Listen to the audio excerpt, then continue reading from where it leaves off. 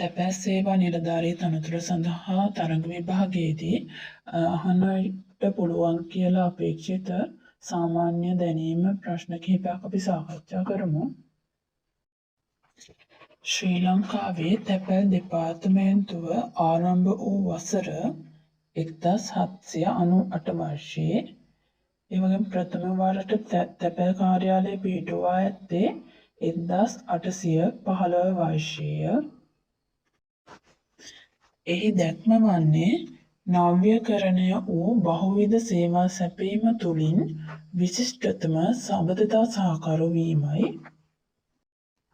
ඒ වගේම එහි මෙහෙවර එහෙම නැත්නම් ගමන් මඟ වන්නේ විශ්ව තැපැල් සංගමයේ ප්‍රමිතීන් හා ශ්‍රී ලංකා රාජ්‍ය ප්‍රතිපත්තීන්ට අනුගත වෙමින් සේවාලාභී තෘප්තිය උපරිම තලයකට ගෙනීම සඳහා ප්‍රසන්න වැඩ පරිසරයක් තුළ අභිප්‍රේරිත කාර්ය මණ්ඩලය හා නවීන තාක්ෂණය උපයෝගී කර ගනිමින් වඩාත් නව්‍යකරණය වූ කාර්යක්ෂම විශ්වාසනීය තැපැල් සේවයක් සැපීම තමයි මෙහෙවර වන්නේ. ශ්‍රී ලංකාවේ තැපැල් දෙපාර්තමේන්තුවේ ප්‍රධාන කාර්යාලය පිහිටා තිබෙන්නේ කොළඹ දිස්ත්‍රික්කයේ. ඒ වගේම දුරකථන හෝ පරිගණක පද්ධති භාවිත කරමින් තැපැල් සේවාවක් ලිවීමේ ක්‍රමය හඳුන්වන්නේ ඔන්ලයින් ක්‍රමය මගින් ඊ-තැපැල් ක්‍රමයයි. ඒ වගේම තැපැල් සේවාවන්හි භාවිත වන තාක්ෂණය තමයි අන්තර්ජාලය, පරිගණක, මොබයිල් ඇප්ස් යනාදිය. ඒ වගේම තැපැල් සේවා නිලධාරීන්ගේ ප්‍රධාන කාර්යභාරය තමයි තැපැල් බෙදා හැරීම හා පරිපාලන කටයුතු ආදිය. ඒ වගේම ශ්‍රී ලංකා තැපැල්හි EMS කියලා කියන්නේ එක්ස්ප්‍රස් මේල් සර්විස් කියලා කියන්නේ ඉක්මන් තැපැල් සේවාව. ඒ පිළිබඳව අපි තවදුරටත් ඉදිරියේදී සාකච්ඡා කරනවා.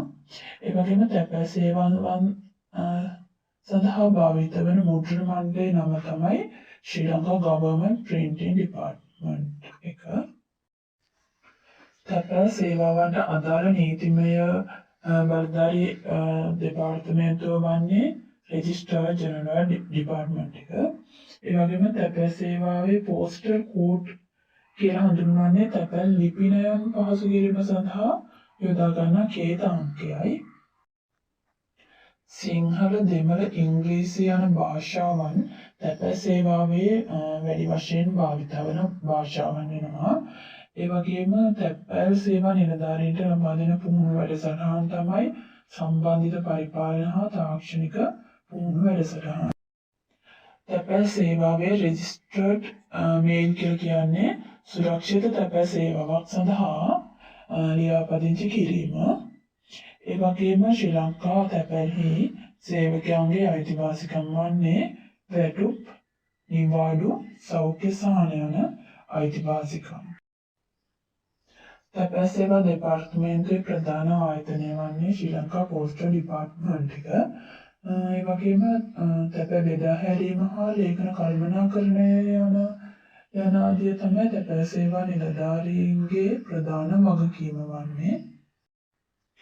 තැපැල් සේවාවේ ලාංඡනය ඔබට පේනවා ඇති පැරණි ලාංඡනය. එය 2019 ඔක්තෝබර් 9 වන දින සිට වෙනස් වුණා. ඔබට පේනවා ඇති සරණිහිනේ ඉන්න උඩ ලාංඡනය තමයි පැරණි ලාංඡනය. ඒක රතු පාටින් දිස්සෙන්නේ. ඒ වගේම වර්ණ කිහිපයක් එකතු කරලා අලුතෙන් තැපැල් ලාංඡනය නිර්මාණය කරලා තියෙනවා 2019 වර්ෂයේ.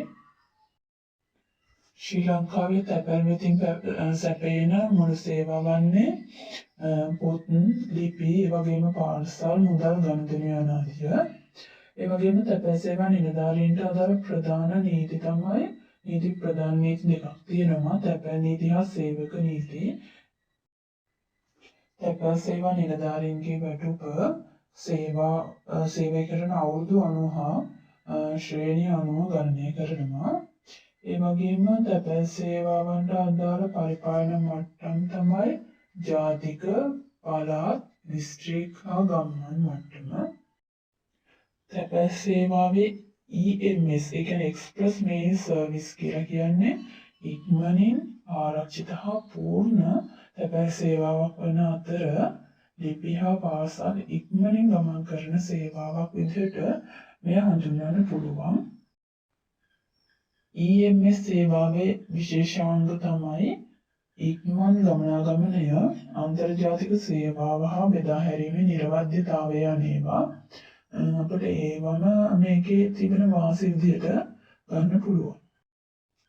මේ ශ්‍රී ලංකා තැපැල් පිළිබඳ අපි තවදුරටත් ඉදිරියේදී සාකච්ඡා කිරීමට බලාපොරොත්තු වෙනවා.